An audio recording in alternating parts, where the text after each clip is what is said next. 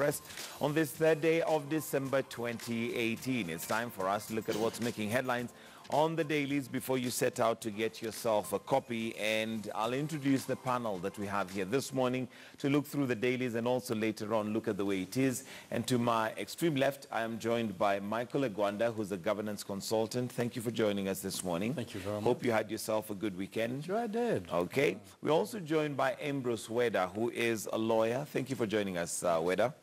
And I happened to be in Voi, actually, over the weekend.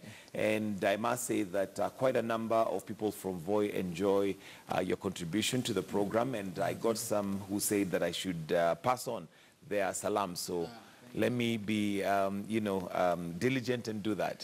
Thank you so much. All right. Thank you so much for watching the program.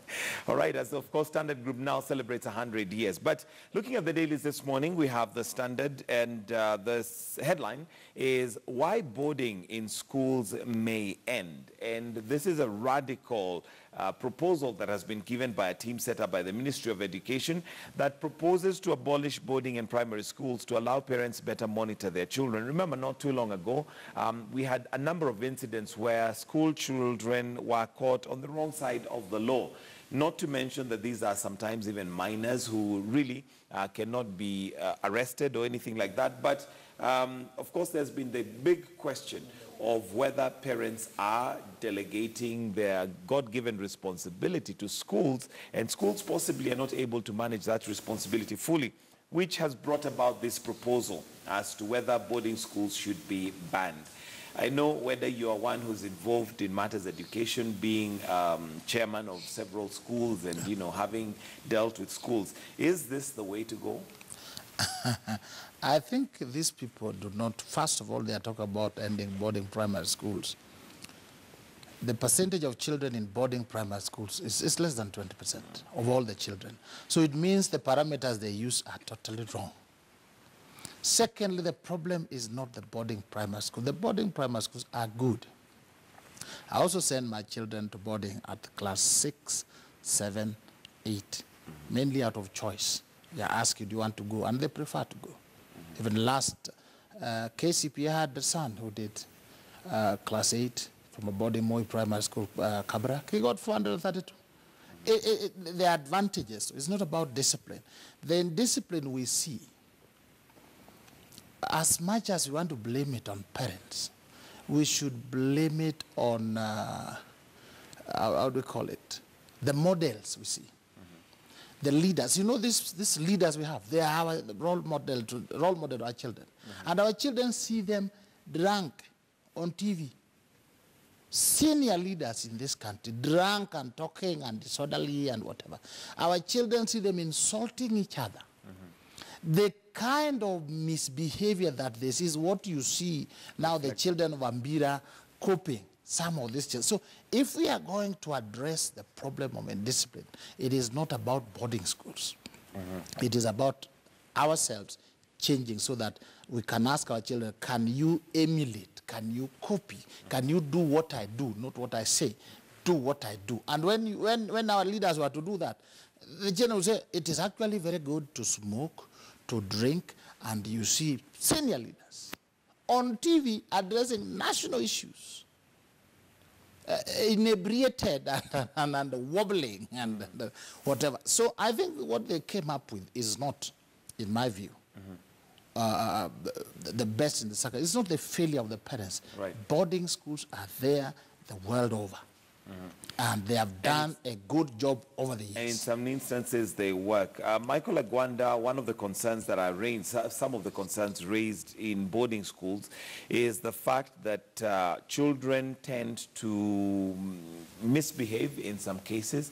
And even we've seen arson. We've seen children literally bring down and blaze down schools. But this, according to this report, is what we'd call mob psychology, when they come together and they think like a mob and they act like a mob. So if they're coming from their homes and have to go home, then that might, change their psyche. Your thoughts on that? Michael, I run a school, and I've been in education for a while now. The approach that the government is giving to boarding school is totally erroneous, in my view.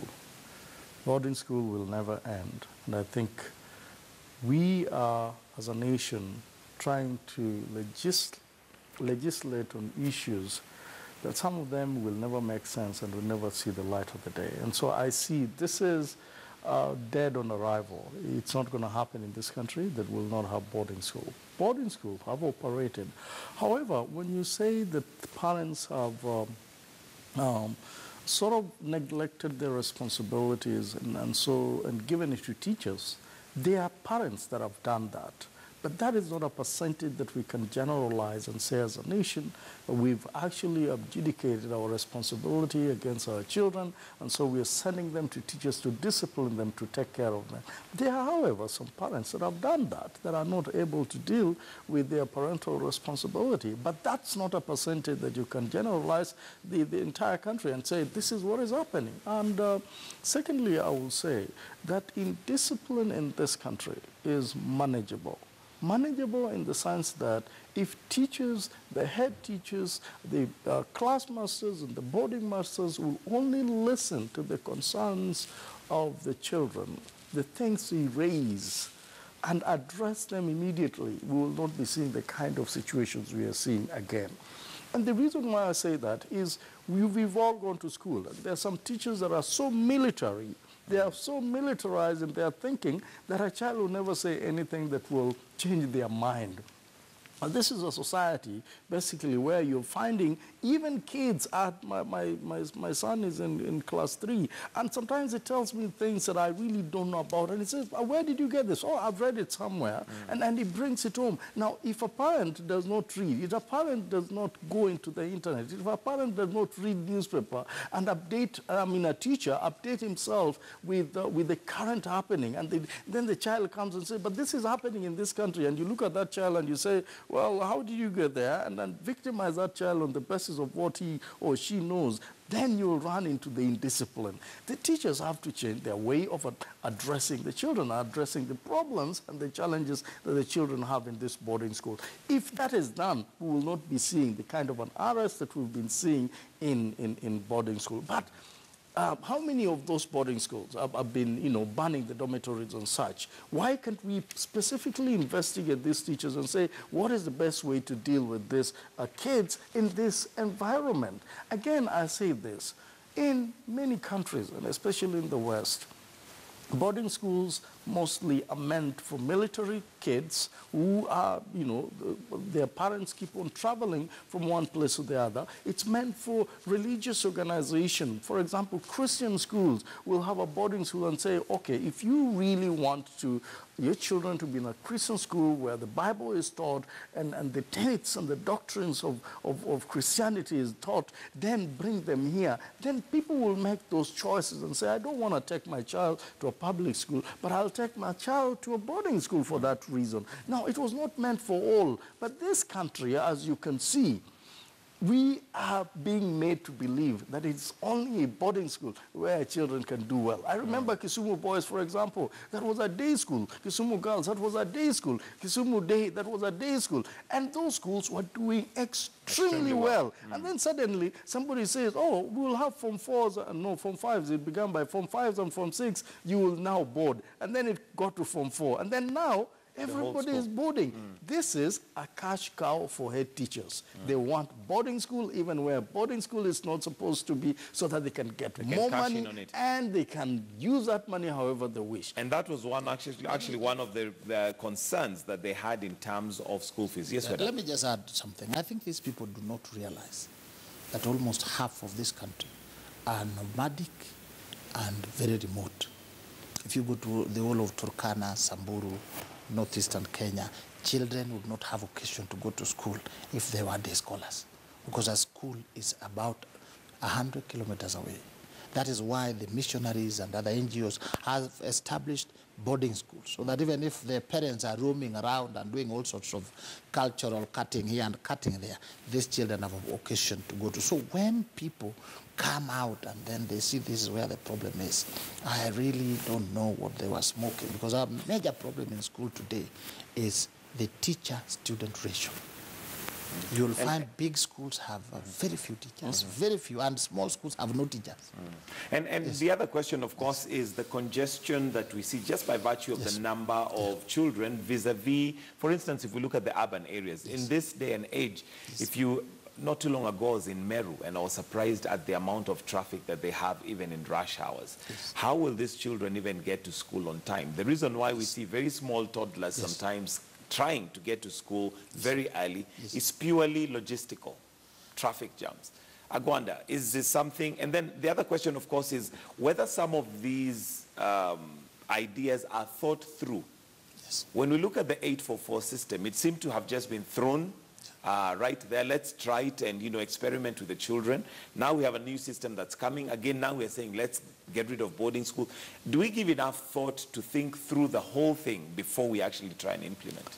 The problem we have in this country, Michael, is issues are driven by politicians. A lifespan of a politician in this country is about 5 years. And the executive is about 5 years. In other words, they are 5 years in the office, and after that, they're gone.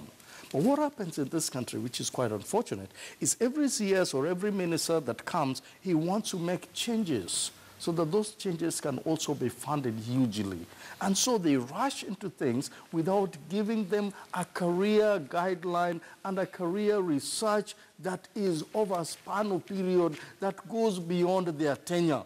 And when they make those decisions, they want them implemented so that they can draw resources from the central government in terms of money to implement those things in a rush. As soon as they leave, somebody comes there and says, oh, you know, I think this was not well researched, so let's do it. So we are having a system where basically politicians are running the scene and not leaving it to the technocrats to do it beyond their time. We have come to a point, basically, Michael, where we are believing on what the politicians are doing than the technocrats. And those technocrats are the civil servants that have sat there. They're the teachers that have been employed. Let's take a case in point of Ambira boys. I got deeper into what happened into that place. And I'm told, among those boys, there were 21 of them that had been expelled. And they were asked to do their exam from outside school because of indiscipline. The Ministry of Education came and said, no, the policy is impossible. Take those kids back. You're taking them back to the dormitories where they had already violated the indiscipline that they had already shown to their own teachers. And now they're coming in so powerful that they can tell the teacher anything. After all, they were expelled and then brought after back. all, you can do nothing to me. I am back in this school by the high authority. It means that the Ministry of Education is running their own stuff, the teachers are running their own thing, and when they're mixed in between, and in discipline, the Ministry of Education now takes the higher, the bigger arm and say, we are the boss.